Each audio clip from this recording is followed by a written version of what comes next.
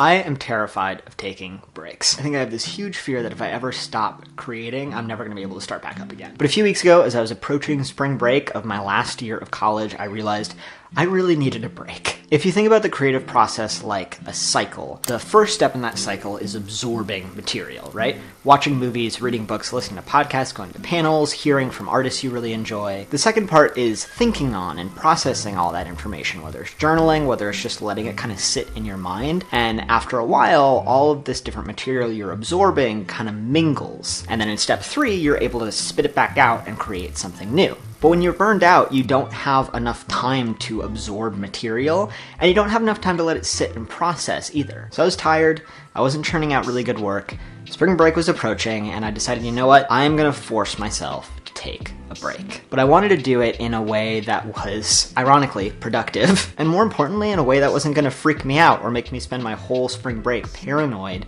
that I had fallen off the horse and was never gonna get back up again. So how did I do that? Well, first, I reimagined my thinking of what a break could be, and it was a very simple word change. I didn't tell myself I was taking a break. I told myself I was going on a retreat. And for some people, a break and a retreat might be the exact same thing.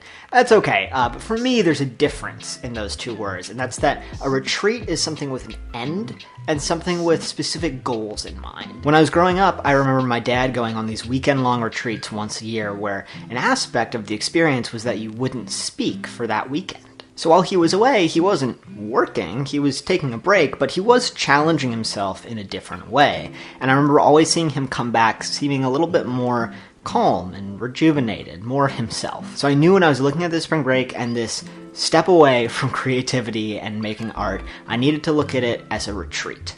This retreat from creating was going to end my second week of the next quarter. That meant that while I was on this trip with my dad, I was going to be taking a break. When I came back for the first week of school, I would be doing my schoolwork, but just focusing on that, just letting myself get into it. Because the first weekend of the quarter, I went out of the country for a film festival, then came back. And I knew if I tried to jump on the horse during that really hectic period, I was going to fall back off again. It was going to be way too much. So I wanted to give myself time to focus on what I was doing that moment, focus on travel, focus on just checking off the boxes of day-to-day stuff, and then, when I got back in the country, I would start up again. And then I also gave myself goals. Not a lot, but just a couple. I knew this trip with my dad was going to be very active. We were going to be seeing things, doing stuff, and I love taking photos when I travel. I allowed myself to do that, but when I went out to take photos, I told myself that I was doing it just for me. Often, if I'm going somewhere new, the first thing I will think of is, I wonder if I can make a video while I'm traveling. I wonder if I can take some photos for Instagram. And this time I was like, no, I'm just going to take photos for me to remember this experience. So that took a little bit of weight off from that practice. I was very specific with how I spent my evenings. My dad and I would get back to our hotel anywhere between 7 and 10 o'clock, depending on how busy of a day we had. That's earlier than I normally get home from work, so it was more time in the evening to sit, and I knew that that was going to be the time that I was going to get the most restless and paranoid. So the really simple solution for me was that I was going to watch movies. For a film major, I do not watch nearly as many movies as I should. And it was a way for me to engage with something, to be absorbing more of that stuff I had been missing during my burnout, but to not pressure myself to create right away afterwards. I didn't come out of it immediately thinking, ooh, I wonder how I can make a YouTube video or a video essay about this. I just enjoyed the experience and absorbed and let it sit for over a week, which was great and something I haven't done in so long.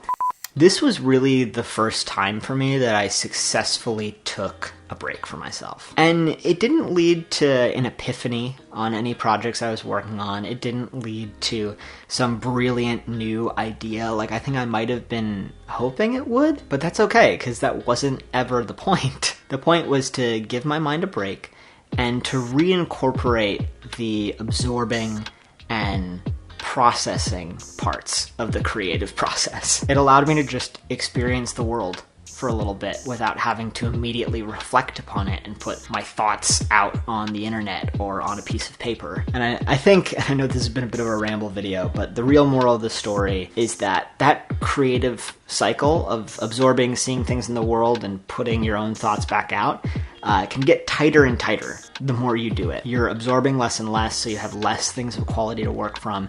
And you're also not really listening to the things that you're seeing around you or really observing. It's like in a conversation when you're just trying to think of what you're going to say. You don't really get a lot out of that exchange. Taking time to just listen to the people and the places and the world around me was really healthy. I think it is really helping my art as I get back up on the horse and get back into the swing of things.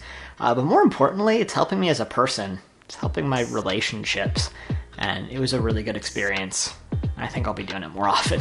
Thanks for watching. For anybody who follows me regularly, thank you for your patience as I kind of took a month-long hiatus from this YouTube thing. I will be making more content more regularly now. I've got a lot of cool stuff to talk about. Like I said, I just got back from a film festival, which was super cool. I'm going to go work in another one this weekend and might make another video about that. I finished my film, and we need to talk about that because that's a whole thing. I have a lot of cool ideas, a lot of thoughts to share, and I'm very, very excited to have some interesting dialogue with you. So thank you for watching, thank you for your time and energy, and I will see you next week. Bye.